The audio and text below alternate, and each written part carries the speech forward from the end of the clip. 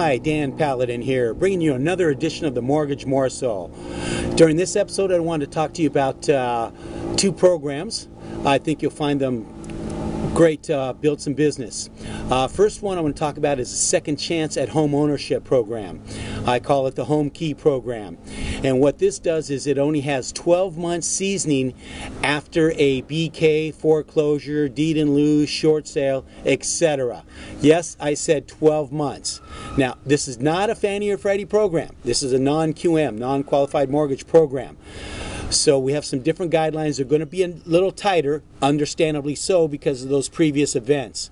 So the maximum LTV is going to be 75%, meaning you need 25% in, must have a 700 FICO for that. As the FICO drops, the down payment's going to be increasing. So it gives those type of borrowers a way back in and give them a second chance at home ownership. Another program on the other end of the spectrum, entry-level first-time home buyer, is Cal Plus 3% down. That's right, 3% down. Right now that's missing on the conventional side of the market. We only have FHA at 3.5 with expensive MI. This is the alternative. Although it does cap off at the conforming loan limit of 417, it will give you that 3% down with a minimum of 680. If their FICO is lower than 680, you're going to need that 5%. It does require home education, home buyer education. As I mentioned, reduced MI. DTI is going to be capped at 45%.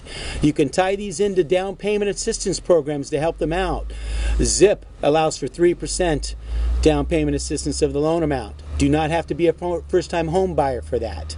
ZIP Plus, ZIP Plus is the 3% plus an additional $6,500 of down payment assistance. That does require you to be a first-time home buyer.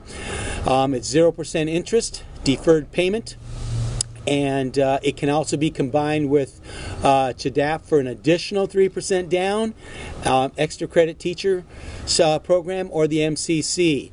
So there's a lot of things you can bundle and wrap up there to get some borrowers that are thin on cash, get them some money to get them into the deal. Again, loan limit is capped at 417, but there is a market out there for those borrowers to get in and be a homeowner.